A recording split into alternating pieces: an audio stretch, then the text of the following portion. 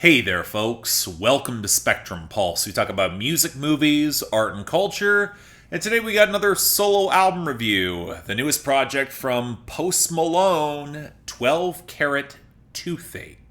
Let me preface this with something that most consumers don't ever want to acknowledge. The success of a lot of mainstream artists, be they popular, commercial, and even in some cases critical, it can have a lot less to do with the album itself than everything else around it. Now, that might seem counterintuitive. A lot of folks have bought into the false equivalency that if an artist is successful, they have to be good, and the more success they get, the better off they must be. But that's a fantasy. It's constructed by a hierarchical culture propped up by the record labels to further amplify their success stories and just conveniently write off their losses. In reality, trends come and go. What might be successful today is a flop tomorrow, and it often has far more to do with how an artist is marketed, promoted, and framed in the modern media climate rather than the art they actually make. Or to make it more explicit, in my opinion, Drake hasn't made a passable album since 2015, but thanks to savvy marketing, business, and the label protecting their investment, to the general public at large, he's a ubiquitous success story. And in this social media climate, immediate history gets written fast by the victors, and it's all the harder to correct the record. But let's be real.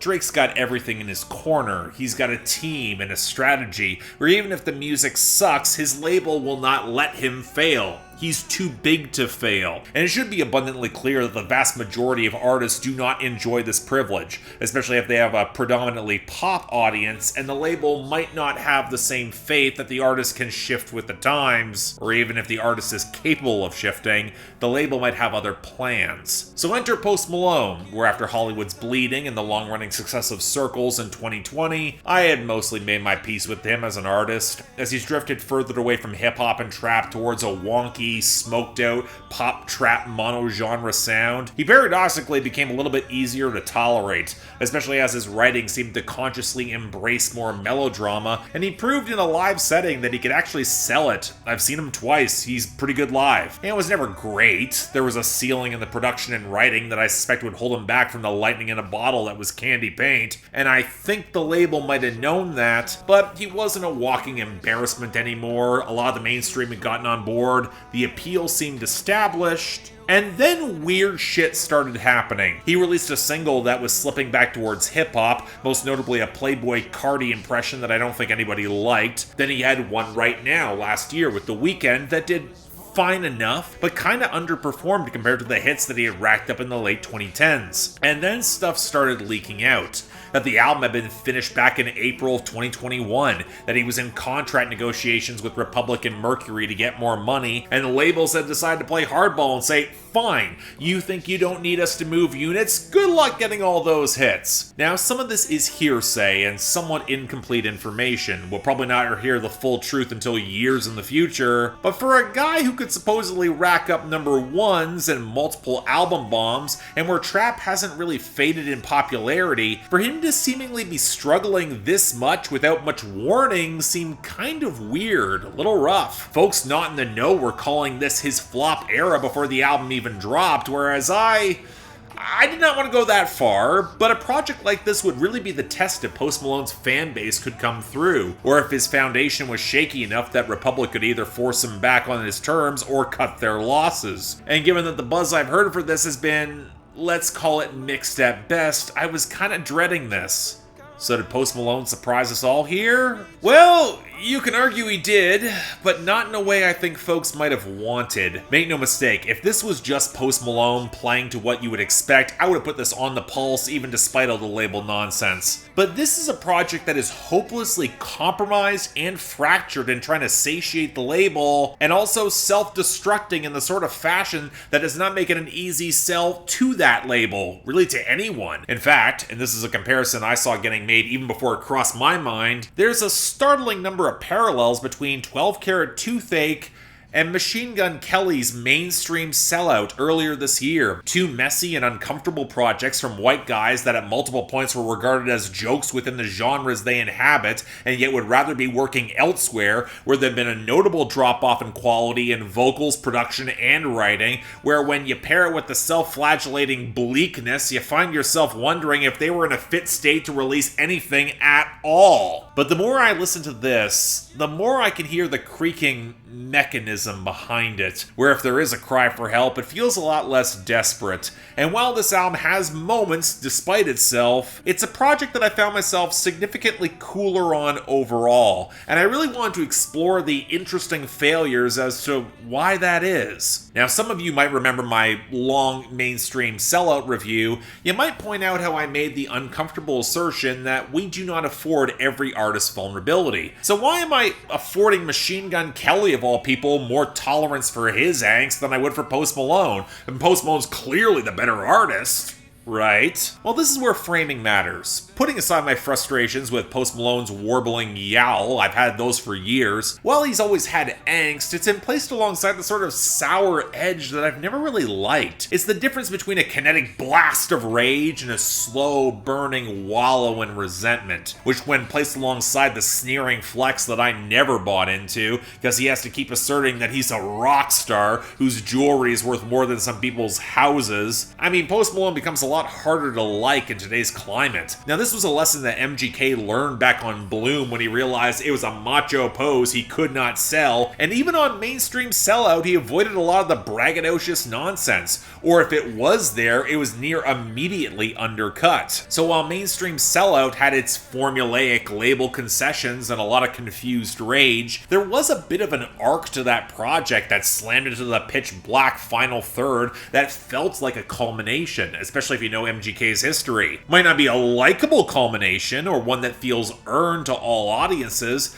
but it could make a disturbing amount of sense. Post Malone does not have that arc on 12 Carat Toothache. Put aside how he was coming off the sort of very label-backed success that many would never see, especially in the mainstream, let alone MGK scrabbling for any sort of radio support, the actual flow of this album is a lot more jumbled and slapdash. Some of this is riding off of production issues that we will get into, but a larger issue is mood and atmosphere, where Post Malone might open up this album with Reputation, where he lashes out as much at the audience asking for entertainment when he's clearly wallowing in bitter substance abuse and suicidal ideation, setting up a very dark mood very early, and then it swivels to a celebratory moment with Roddy Ricch on Cooped Up. That seems like the explicit refutation of all of it. It comes across as kind of phony. Moreover, the more upbeat pop-leaning cuts like I Like You, a Happier Song with Doja Cat, they don't even seem to have much of that undercurrent of a greater darkness. So that sense of unease or creeping dread seems undercut as soon as it starts to form. All the more notable when the melodies feel more major key and Post Malone's rougher delivery does not carry over song to song. You're undercutting the wrong emotions here. So take a song like Lemon Tree,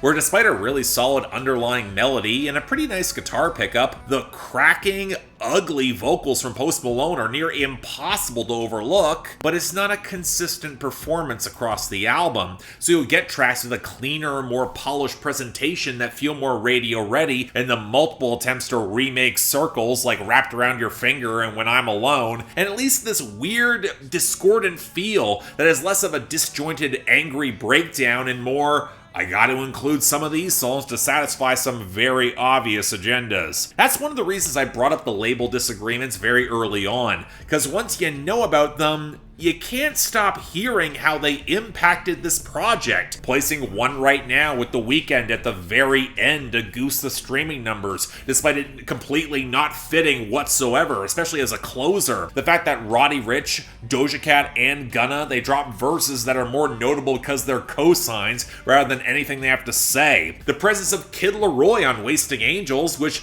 to everyone's credit, actually led to a frankly stunning vocal arrangement on the outro that might be one of the few moments that comes close to matching Post Malone's most grandiose moments. Might be the most I've ever liked a Kid LAROI verse, but given how similar their voices come across, you gotta wonder if folks at Republic or Mercury are worried that Kid LAROI might be able to crib from their formula to a better price steal some of that market share. Hell, there are more than a few moments here that are just throwing some passing glances at Stay, and that's a pivot that's not exactly a good idea for what we know about Post Malone, coming off of Hollywood's Bleeding, and you could tell he had a sound that he actually quite liked. Hell, it's why Fleet Foxes are brought on board, basically to supply backing vocals for Love Hate Letter to Alcohol, probably the closest this project gets texturally to the best songs from the last album, and it's kind of a cool collaboration simply for how immense it feels. But I don't know, what are the odds that Post Malone likely had more songs a lot like this that leaned even more heavily on folk or country and got vetoed by label execs by the fact they might be nervous that the hits aren't here? But that's the rub.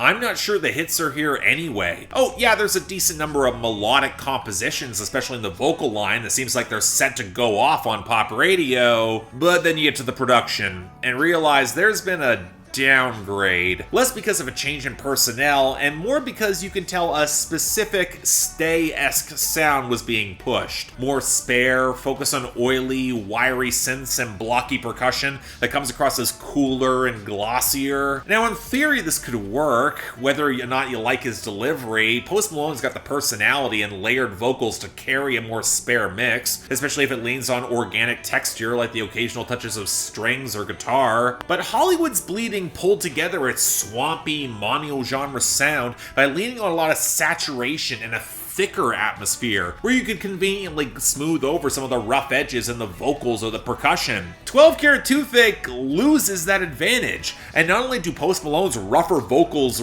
really stick out, so do some of the questionable production choices, the inconsistent vocal mixing and auto-tune from song to song, the oversaturation of reverb, the ugly, weedy elements in the cheap-sounding percussion on I Like You a Happier Song and Insane, the off-key, oily burble of I Cannot Be a Sadder Song and When I'm Alone, that sound awful even if the groove might be there and Post Malone's kinda trying. And that's the weird thing. Whenever there's not a guest star that brings down the energy, giving me the impression that they were all label concessions, Post Malone doesn't really sound like he's coasting here. He at least kind of sounds like he cares, but the winning pop cuts just don't have that same luster no matter how hard he's trying to hammer them out. If anything, they sound kind of more like skeletons of previous ideas that maybe with a more robust mix and a bigger budget could have amounted to more for Post Malone. Or maybe not, because now we gotta get to the writing, which is where this album falls flat in its face. I've been saying for years now that even on the great Post Malone songs, there is a ceiling when it comes to his lyrics. Probably not a good thing given how much he wants to lean on being the angsty singer-songwriter type or pivot into folk or country. And yet this album exposes just how hollow it can all feel, whether he's trying or not. Thematically, it's clear that Post Malone is in a pretty bad space post-breakup, and he's abusing a lot of drugs and alcohol to get over it, which is not new, and as such he's just lashing out. Sometimes at the audience who wants him to commodify his pain, sometimes at this ex where he clearly wants to be whatever the hell she wants him to be because he's still very much not over her, but it all feels kind of fruitless. And you know, building off some of the self-awareness from Hollywood's Bleeding, he also seems to recognize that he was clearly at fault for at least partial of this breakup. Beyond the alcohol abuse, there's When I'm Alone, where he describes his cheating and his hard living and asks the question, who's to blame if she's not sticking around, that she's now gone? And I hope that's rhetorical, because the answer, it's him. He's to blame. But it's all alongside tracks like Insane, which is full of the same decadent party debauchery, or the vacant One Right Now, where he can just bring another girl in, where on I Like You a Happier Song, he says he's gonna pull in some other guy's girl like a hammy. And yeah, there's a bunch of corny lines like this that reveal Post Malone's pitfalls as a writer yet again. But without more of a coherent arc across this album and setting up these tracks properly, and with the intended darkness established so early and so bluntly on Reputation, and then following with songs like Euthanasia and Waiting for a Miracle going even further as he wants his death to be painless as he prays for a miracle to save himself, and he's doing it all for the audience, and don't you feel bad for it? I mean, if you're gonna take the audience to this place, it doesn't feel earned here. You set up the stakes so bluntly at the very beginning and then proceed to consistently undercut them in favor of commercial hits. There's little in the way of deeper introspection as to why beyond the breakup, where even the writing feels a bit more descriptive and poetic with all the fruit on Lemon Tree or the bar fight he lost on Love-Hate Letter to Alcohol. It's all a little bit too measured and competent to register as a proper breakdown that will go there, and it's a bigger struggle for me to buy into all the drama. To make the Machine Gun Kelly parallel again, a lot of folks got really angry when he made Sid and Nancy on Mainstream Sellout for going to that place, feeling really tasteless. It wasn't earned. But I don't know, the writing on that album, getting there, it was slapdash and vivid enough that the build-up felt kind of real in a gut-churning sort of way. For Post Malone, the mood and the motivation, they feel mechanical to me. Not trying to invalidate his emotions and fears, but they're placed alongside the pop concessions where you can tell he's trying to make hits because he's trying to re-up for a better contract, and it makes already simplistic and broadly sketched writing feel all the more hollow. And that might be what's most disappointing about this album, and it makes it a deeply frustrating one to discuss because it's so obviously compromised. Unlike Machine Gun Kelly, there are multiple moments here that show a glimmer of a more expansive, genre-blending album, where Post Malone could have outright succeeded, but this makes the, pardon the pun, mainstream sellout moments all the more bland and obnoxious to me, especially alongside everything else here. It's a compromise that undercuts any sense of sincere darkness or angst. If you're gonna fail in a downward spiral, at least fail with some conviction. Now, some will say that the hollow mainstream cuts, they're part of the point. They're deliberate failures in the album's context, exposing the audience to this sort of nihilistic reality and don't you feel something for enjoying them. But knowing the reality behind this album's creation, alongside the garbled sequencing where the voice note sample of Euthanasia as a coda is not enough to redeem ending the project with One Right Now, I'm sorry, I don't buy it. Especially when the production is such a failure at cultivating all that atmosphere. And as for the label situation, I mean, okay, you can argue Post Malone gave Republic the singles they wanted, but none of them are on the level of Wow or Circles or Goodbyes. And I think Republic knows that too. In a way, it kind of makes sense that Post Malone titled this 12 Carat Toothache, where thanks to his success, the toothache might cause him some personal pain, but not be noticeable or drive the audience to care, mostly because he's still flashing all that grill. But what might be more revealing is that while he's intending that to castigate the audience, drive us to pay more attention to his moans of pain, make it all feel real, honestly, the project sounds like a cavity that's gone unfilled. And I'm not sure it's worth the appointment. Hit and miss. Take it or leave it. So yeah, thanks a lot for watching. If you'd like to like and subscribe, I'd be extremely grateful. I can imagine this might be kind of contentious. Most of my Post Malone reviews are, although this is not getting a great reception in certain circles, so who the hell knows.